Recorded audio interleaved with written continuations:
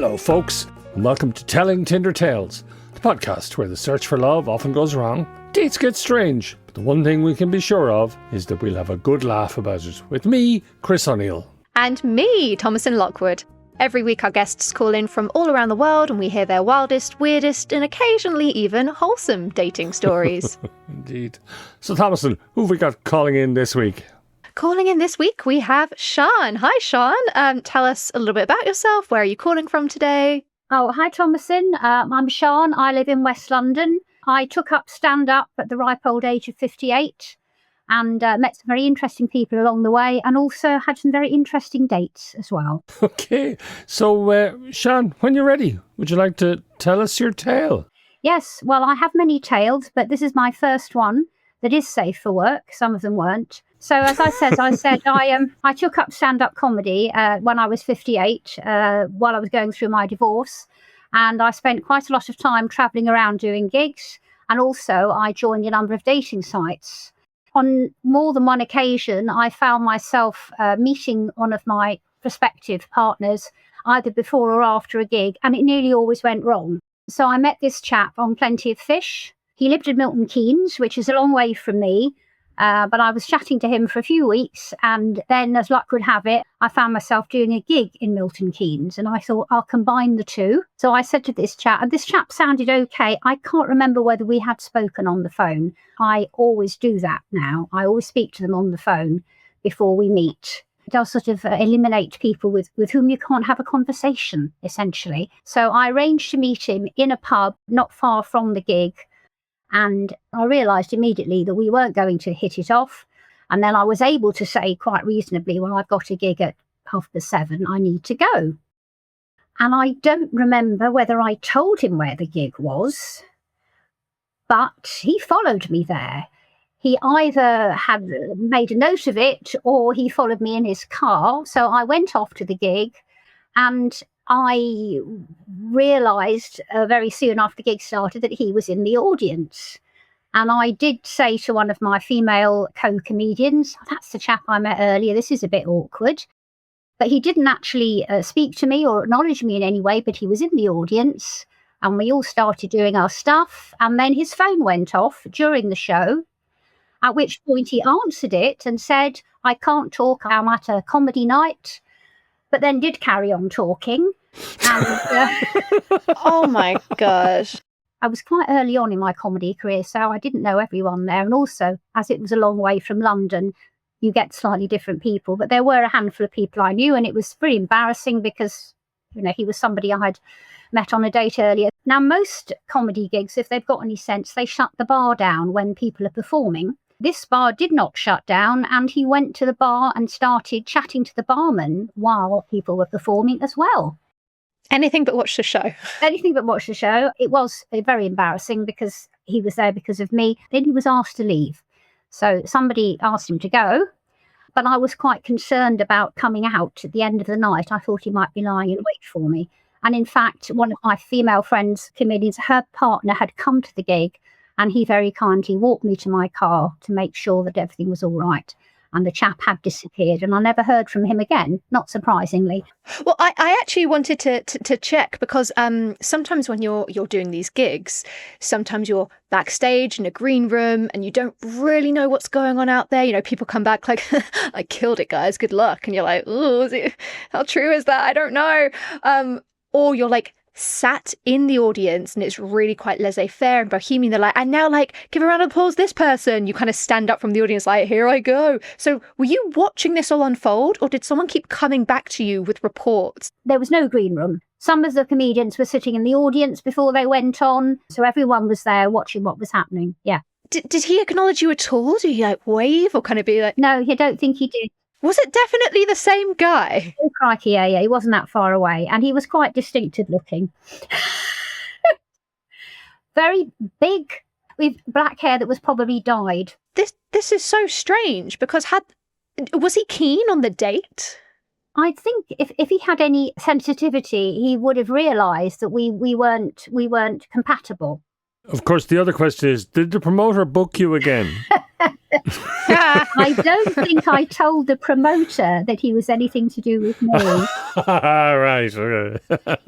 So, Sian, you started dating and then you got a divorce. Did one cause the other? No. The woman whose name I have now taken as my stage character caused the divorce. Well, that's not strictly true. The reason I got divorced was because there was somebody else, not for me, for him. And we carried on living in the same house while the divorce was going through. And we both started dating once we'd agreed to get divorced, but he didn't want to leave the house. And we both joined a dating site called match.com. And you could do a certain amount on that without paying anything. And because I was very angry, I set up a fake profile of somebody that I thought he'd find interesting. Oh my God. But I couldn't put a picture on or really go into massive detail because then I'd have to pay, and I was damned if I was going to pay for subscription for that satisfaction. But he did message this profile, not knowing it was me. I think you're my hero. You don't know the half of it. What happened next? Well, I mean, as we say at the top, dates get strange. Go on. We didn't meet because I couldn't. The only way I could have opened the message was to have a paid subscription to Match.com, so I didn't. Another question I have for you is, so how long were you married for, by the way? Well, let's say 20 years. Sure. So I guess the last time you'd been dating before you got married was you were in your 20s. How much did the dating scene and your experiences and the rules differ from your 20s to 58? In my 20s, of course, there weren't any apps and there were no mobile phones. However, there has always been, and you may know this, I mean, there's always been a lonely heart type of thing. There's always been adverts in the paper and stuff like this. You know, at the beginning of the 20th century, there were men putting adverts in magazines. I'm a true crime addict, by the way. There were men putting adverts in true crime magazines, but nor women. Coincidence. You know, and I think the Brides in the Bath chap, I think he met some of his women through adverts. So it's always happened. And then there was the honeymoon killers in 1949. This couple who killed a whole stream of women between them. So there was a thing called Time Out Lonely Heart. So I had met people a normal way before then. But when I was in my late 20s, I did actually do this thing called Time Out Lonely Hearts. And you could either answer an advert at the back of Time Out or place one yourself. Now, I found if I answered an advert, if they didn't like me, I didn't hear anything. They would only send you a photograph if you said you wanted to meet them. So as a result, I ended up with a whole lot of photographs, which I still have, of the men that I met in 1980. What have you done? 84, something like that, yes. And So my next question is, if you wake up one day and, oh no, the house is on fire and you have to grab one valuable, will it be the book of all these pictures? No, I won't. But actually, one of the men that I dated turned up on that TV programme, How Clean Is Your House? That's quite a respectable reality show to end up on. His house was a tip. That's why he was on it. He was a dog walker. Okay. He was a dog walker, and he never cleaned up. Oh. But yes, he was on How Clean Is Your House, which gave me quite a turn. I can't help feeling that you could actually have an entire podcast just of your dating stories. I probably could, but then I think anybody could. You know, we've all had them. So, Sian, what was the first date with your current partner like? Well, it was very unusual, and he won't mind this if he ever hears it, because as a divorcee and a mother of one daughter, soon to be a grandmother, I wanted only to meet other people who were divorced and had children, because I felt I wanted people who'd had the same life experiences as me. And I didn't want to meet people who'd never been married, because I thought they might be frightened of commitment. And I didn't want to meet a widower, because he would have presumably had a good marriage. So we would that area would have had nothing in common. And I am now with somebody who is a widower and has no children. You're just a rule breaker. Yeah, well, he is really nice. He sounded nice. And also, when you do internet dating, or whatever you like to call it, you often end up going all over the place. And this man turned out to lives 7 minutes drive from me in the same part of London. And that was just a coincidence. But when we met up, we found out there were lots of other coincidences. We had many things in common. We'd actually lived in the same road in Ruislip at different times. We'd both been to teacher training college, but not become teachers, and all sorts of other things. And we didn't know any of the same people, but there were lots of the most bizarre story thing about that was that I'm pretty sure that I was working in the charity shop that he took his late wife's clothes into, but we can't be sure. Yes, it was really nice, but it was a whole morning of just finding out how many things we had in common and coincidences. But I hadn't planned to get involved with somebody who had a happy marriage, which was sadly ended by his partner dying, and somebody who didn't have any children, because they look at things in a different way.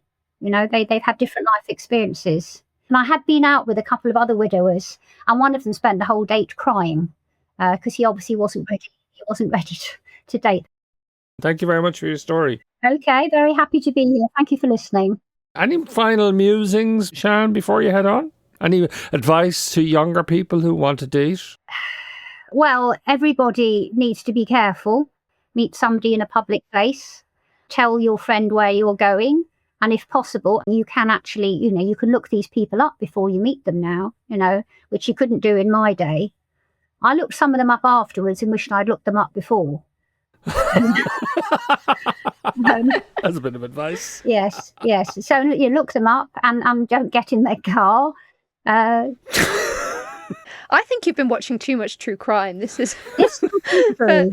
But this could be true. Could you leave us with a little bit, like one piece of dating advice from the point of view of your comedy character, Sally? So I would say keep an open mind. Oh, well, that's cute. Yes, keep an open mind, because if I hadn't kept an open mind, I wouldn't be in this very good relationship. That's awesome. Well, thank you very much. Thank you. Thank you very much, Sean. And thank you very much, listeners. If you enjoyed what you listened to today, give us a like, give us a follow, give us a share, all the things you need to do on the platform you're listening to. And please give us a review. It really makes a difference. Give us 5 stars. If you give us 5 stars, I'll name a comedy character after you. If you give us 1 star, I will catfish you on Match. And if you really liked it, why don't you tell someone about this the old-fashioned way? Tell someone to their face, a colleague. Maybe shout it out on the phone to your friend during a gig. Who knows? No, don't do that last one. Okay. So we've got live shows coming up at various places around the country, at Leicester throughout February and at Glasgow in March. Excellent. And you can follow us on socials at Telling Tinder Tales for dates and details. So I think it's time to say goodbye. Say goodbye, folks. Thank you very much. Bye-bye. All right. Bye.